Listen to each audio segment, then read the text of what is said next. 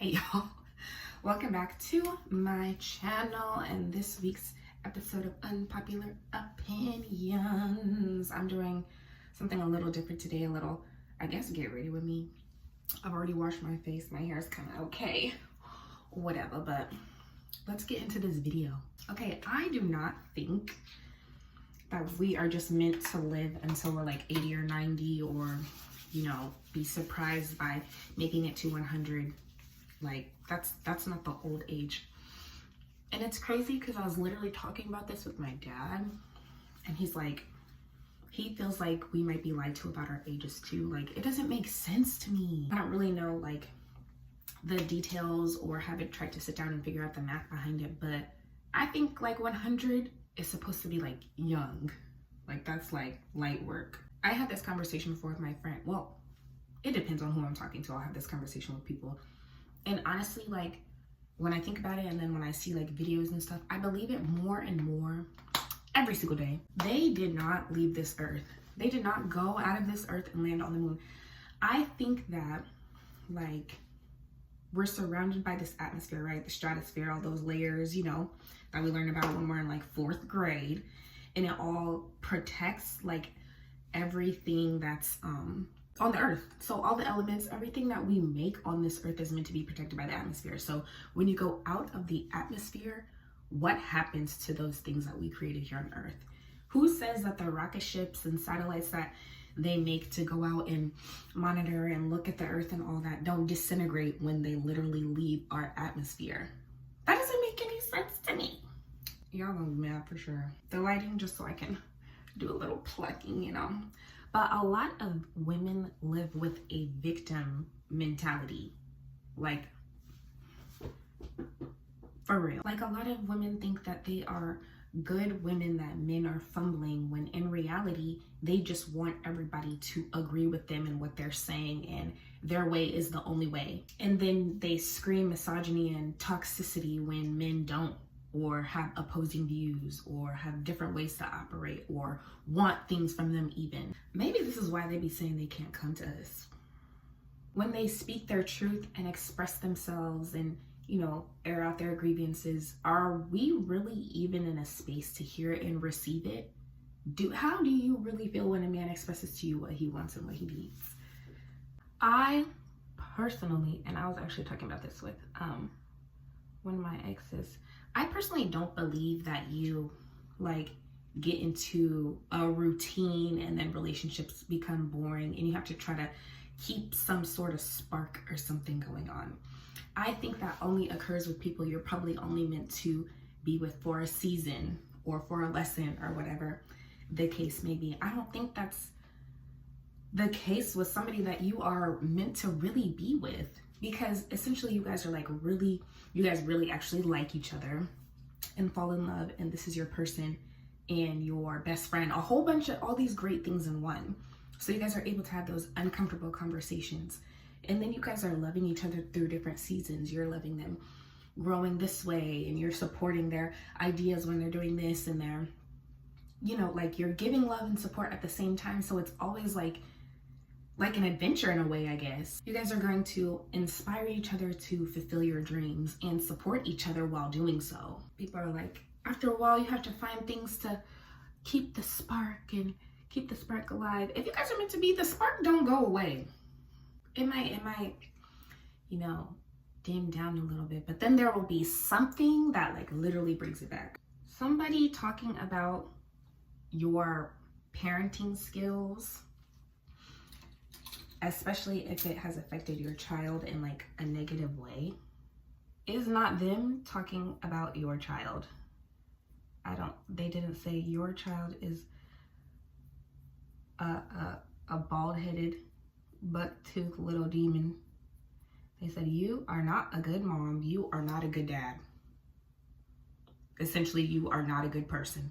You need to get your mind right. And it only stings and upsets you and triggers you because you hear child and truth about yourself behind it. So you're like, quit talking about my child. Exhibit A, Erica, MENA, and Spice. Y'all, I use this on this eyebrow like a couple weeks ago, and I created a bald spot in my eyebrow. I don't know if you guys can really see, but it was awful. It was awful. A girl I follow spoke about this on Twitter, and Black women, when it comes up, they like to defend it like their life literally depends on it. Things were put into place to trigger self-hate and insecurities, and so, you know, relaxers and hot combs and all that stuff. I think it could be looked at like two ways. Like one way is like, you know, having different looks and versatility for your hairstyles, which yes, I'm all for that. But then it's like trying to escape from who you are naturally. So it's like both of those truths at the same time.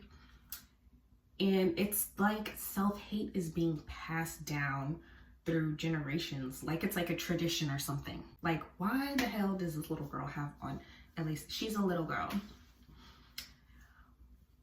Some babies, some little children, they grow hair at different rates. Some babies will lose all their hair. So, like, it's different. You kind of just have to like work with what you got. Putting a lace front, that toxic ass glue on your child's head, because, and it doesn't even look good. It looks like a lace front. Did she agree to this? I'm really doing more talking than getting ready with me, but I don't care. Okay, I spoke about this in one of my YouTube videos before, but I really want y'all to let go of this romanticized idea of how great things and life was back in like the 50s and 60s and our great grandparents, and how they did all these great things, and there were these perfect conserved angels with these perfect marriages and perfect communities and just perfection. And I was born at the wrong time, and why can't we go back to tradition this? Please, I want y'all to know that I've had plenty of talks with older women, grandmothers, my own grandmother, and a lot of them hated their lives. The advice they give me is to stay in school, do what I want to do with my life, don't let a man disrespect me.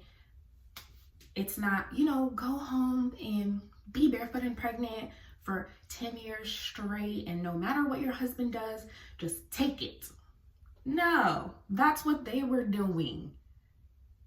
And you guys don't know that things were how they were because they didn't have social media.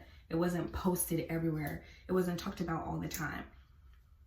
You could have your grandpa here in your family, and you've seen your grandma and grandpa, but he literally has a whole nother family on the other side of town. And a lot of these women were being abused. A lot of these men also hated their lives. They didn't want to go work all day long to come home and make $7 a week. Like, especially when women say it, women were forced to live and act a certain way from the moment that they were born. You are to adhere to these rules, or listen to what he says this, and exhibit what my sister calls this pseudo femininity. And then it comes out as this like textbook definition of what a woman should be like, or what a woman should be doing in the household, which is stemmed from what the patriarchy thinks that we should be doing. And if we don't follow those rules, and if we don't adhere to what they say that we should be doing in their household, then we're not feminine. We're not a woman. We're not traditional.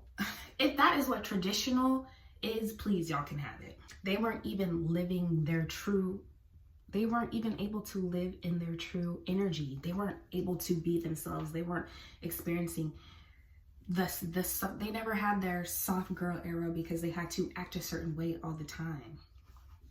Like, do you guys actually really go and talk to older people? And then, yes, they've been together for a while. They're probably still together. Who is going to leave somebody after they've been with them for 40, 50 years? We go together, for real. Like, okay, this video, there was nothing wrong with what she said in this video. Like, nothing. Nothing wrong with what she said in this video. What really got me was the comments from men like reposting and saying what they have to say, you know, giving their unwarranted 2 cents. But hey, it's the internet, so do your thing, pimp. You guys see women, think about women, look at women, and think that their only purpose in life is to be a wife and a mom. And if they aren't one of those 2 things, or those 2 things simultaneously, then they are miserable and depressed, and they're damaged, and they have nothing to offer, and there's something wrong with them. And all of these just terrible, terrible things. Like, they're too stupid to realize they're actually not happy, which is just so crazy. Because imagine creating an opinion about somebody's life that you do not know, who's maybe around your age or so, and they're living different than you, and you make the assumption that they are unhappy because they're not doing the same things that you're doing, or what you feel like society tells y'all that you should be doing at that age. Imagine thinking that being a wife and a mom is the only thing that can fulfill a woman's life, and that is what determines her value. Imagine. Then honestly, y'all be projecting your own insecurities or disdain for your lives onto them, because you are probably unhappy. You're miserable with your kids and your wife and your family, and you wish that you would have chosen yourself instead of forcing yourself to make decisions based on what other people told you should be doing. Because what other reason could it be? Why are you telling this woman that she's too stupid to realize that she's depressed, when she just told you that she can wake up on a Saturday or a Sunday and not have any obligations other than to herself? And then she is only 30. I speak about this a lot too, but you don't realize how young 30 is until you get there. She still has time. You guys are the only one putting a time clock on her and what she should be doing with her life. That's not weird or anything. Last but not least, and this is like a random thing, because I love saying just random things for people to just, you know, think about and take with them. If the medicine worked, you wouldn't have to get a refill. Why are you taking medicine to mask or cover up the symptoms? That doesn't fix the problem. And then you're causing yourself other issues by taking this medicine too. That's why they'll give you medicine and be like, this might also cause liver disease, lung disease, maybe it might be fatal, but you know what? You're not gonna feel this anymore.